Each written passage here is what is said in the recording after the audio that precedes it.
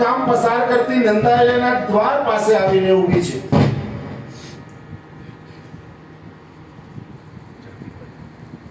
અને જ્યાં નંદાલયના પાસે અમારા બેન આવ્યા અને બેનને જોતાની સાથે ગોવાળિયાઓ હતા, એ ગોવાળિયાઓ, જે શ્રી ગોપીજનો હતા, એ ગોપીજનો બધા જ પોતાના દેહનું ભાન ભૂલી ગયા, એના રૂપમાં આસક્ત થઈ ગયા, એમાં મોહિત થઈ ગયા. અને કોઈ અટકાવતું નથી, કોઈ પૂછતું જ નથી. અને આ નંદાલયમાંથી પ્રવેશ કરી કોઈ અટકાવ્યું નહીં, એટલે ધીરે ધીરે એક ભવનથી બીજા ભવનમાં અને બીજા ભવનમાંથી ત્રીજા ભવનમાં થઈ જ્યાં મારા લાલન પડી રહ્યા છે ત્યાં પારણા સુધી આવી ગયા.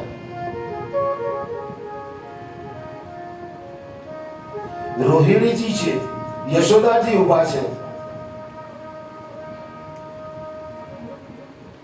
છતાં પણ એમને અટકાવી શક્યા નથી.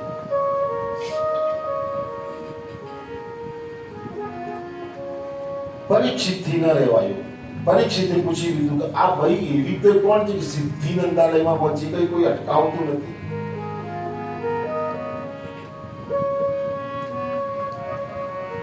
ત્યારે સુખદેવજી મહારાજ કહી રહ્યા છે કે આ કંસની બેન એ બીજી કોઈ નહીં પણ, અરે એનું નામ તો બોલો, પછી બાબાને ઉતારમાં પૂછે.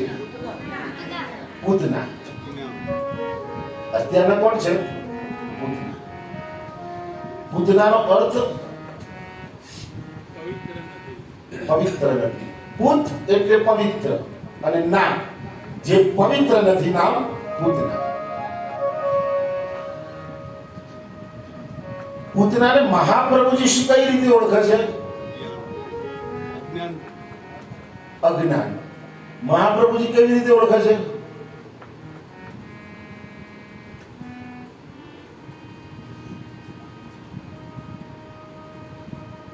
શ્રી મહાપ્રભુજી જ્યારે આ પૂતના દેહનું દર્શન કરી એના માટે જ્યારે વિચાર કર્યો ત્યારે શ્રી મહાપ્રભુજીએ પૂતનાને અવિદ્યા બતાવી છે. શું બતાવી છે? અવિદ્યા. અને જ્યારે અવિદ્યા ના પાછા 5 પ્રકાર બતાવ્યા છે. અવિદ્યાના 5 પ્રકાર છે. અને આજે આ 5 પ્રકારનો અનુભવ અહીંયા થઈ રહ્યો છે, માટે મારા મહાપ્રભુજી કહી દે છે કે આ અવિદ્યા છે. સમજવાનો પ્રયત્ન કરીશું જેમ જેમ આ લીલા ચરિત્ર જોતા જઈશું. એટલે પણ 5 અવિદ્યા કઈ છે આપણને સમજી જઈશું તો વધારે સરસ રીતે આ ચરિત્રને સમજાવવાનો ખ્યાલ આવશે. પૂતનાને જોતા 5 અવિદ્યામાં પહેલી સ્વરૂપ વિસ્મૃતિ. પહેલું શું? અને સ્વરૂપ વિસ્મૃતિ થઈને એટલે જ અટકાવી શક્યા નથી. એને જોતાની સાથે, એના રૂપને જોતાની સાથે દેહાધ્યાસ છૂટી ગયો. શું છૂટ્યું? દેહાધ્યાસ છૂટી ગયો. અને ત્યાર પછી એનામાંથી જે સુગંધ આવતી હતી, જે તૈયાર થઈ હતી, એને એ સુગંધથી આકર્ષાઈ અને આ જ ગોપ બાળકો, આ શ્રી ગોપીજનોનો ઇન્દ્રિયાધ્યાસ છૂટી ગયો. અને જ્યારે નજીક આવે છે, વાર્તાલાપ કરે છે, એટલે પ્રાણાધ્યાસ જતો રહ્યો. અને જ્યારે હાથમાં પ્રભુને લે છે અને ત્યારે વાત કરે છે, ત્યારે 5મા નંબરનો અંતઃકરણ અધ્યાસ એ પણ આવી ગયો. એટલે આ 5 અવિદ્યાના કારણે આ પૂતનાને પ્રભુની સન્મુખ જતા કોઈ અટકાવી શક્યું નહીં. અને હવે તો લાલજી હાથમાં આવી ગયા.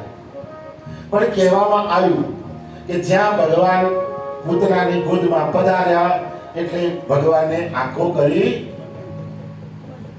દરેકમાં એટલા બધા કારણો બતાવ્યા છે. કેમ બંધ કરી દીધી હશે? એટલે કોઈએ કહ્યું કે ભગવાનને ખબર પડી ગઈ કે આ મને મારવા આવી છે. એના છાતી ઉપર ઝેર લગાડીને આવી છે. એટલે ભગવાને આંખો બંધ કરીને મહાદેવજીને યાદ કર્યા, બાપજી આ કામ તમારું, તમે અહીં પી જાઓ. તારો પાછો બીજા હોય ને આટલા બધા વાડીમાં એટલે કોઈ બીજાને પ્રશ્ન થાય કે ના આ કારણ લાગતું તો કોઈ એમ કહી રહ્યું છે કે ભગવાનની આંખમાં સૂર્ય અને ચંદ્ર છે એમને બધી જ ખબર પડી જાય સૂર્ય ચંદ્રએ પોતાની આંખો એટલે ભગવાનની આંખો બંધ કરી દીધી ત્રીજો પાછો કોઈ એવું કે ભગવાન કે હું આવ્યો છું ગોકુળમાં માખણ મિશ્રી દહીં દૂધ ખાવાને આ લઈને આવી છે આ આપણને ભાવતું એટલા આંખો બંધ આપણે શું માનીશું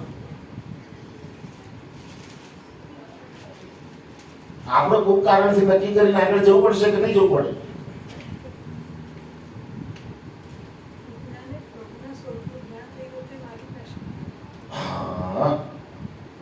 ખૂબ સુંદર વાત કરી કે જો ભગવાને આંખ ખુલ્લી રાખી હોત અને જો પૂતનાએ ભગવાનને જોઈ લીધા હોત તો પૂતનાને જ્ઞાન થઈ જતું એટલે પૂતના પાછી જતી રહેતી કારણ કે શિશુપાલે ભગવાનના દર્શન નતા કર્યા બરાબર તું પાછો ના જતો રહે અરે ભગવાન હતા તો એ દુર્યોધને ભગવાનને તો પકડવા માટે દોડે છે તમે જો દૂત બનીને આવે ત્યારે ભગવાનની આંખ મિલાવતા દુર્યોધને લાગ્યું નહીં કે આ પરમ હાથ પાછળ લાવો એમના પગ પકડી લો પણ એક જ કારણ છે મારા ભગવાન બસ જ્યાં સુધી રાધાજીને દેખું નહીં ને ત્યાં સુધી આ પૂતનાને દર્શન હું ના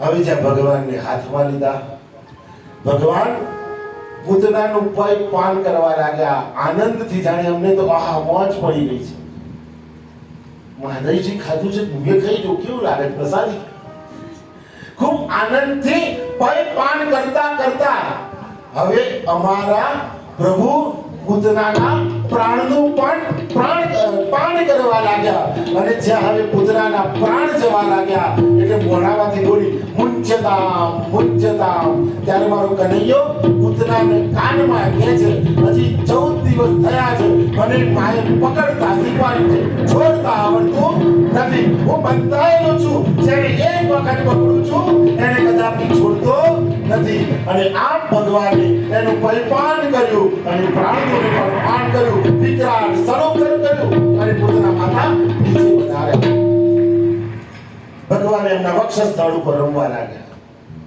અને જ્યાં ગોપીજનોને ખબર પડી એટલે બધા જ દોડ્યા અને દોડતાની સાથે ઓહ આવી ભયંકર રાક્ષસીનો છાયો પડી ગયો ભગવાન ઉપર ભૂત પ્રેત આવી ગયા હવે પહેલા એને સ્નાન કરાવો જાઓ કોઈ સુંદર લક્ષ પિયર્સ સાબુ લાવો આપણે એને શું કરું છું કયો સાબુ ચાલતો હતો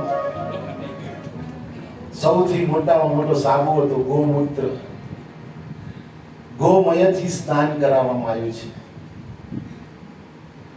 અને તરત જ થયું કે હવે કોઈ વિધિ વિધાન કરાવવું પડશે જપ કરાવવા પડશે નકર આ બધું જશે કેવી રીતે હવે એ વખતે કોને બોલાવવા જવા એટલે આ ગોપીજનો જુઓ ભગવાન માટે કેટલી ગેલી બનેલી છે શ્રીમદ ભાગવતજીના 6થા અધ્યાયની અંદર આ પછી તમને શ્લોક કહેવાનો રહી ગયો તમને કહી દઉં કે ભગવાનને સ્નાન કેવી રીતે કરાયું લખેલું છે ગોમૂત્રેણ શેનાથી સ્નાન કરાયું છે પુનઃ ગોરજ પાછી એના પર શું લગાડવામાં આવ્યું છાણ લગાડ્યું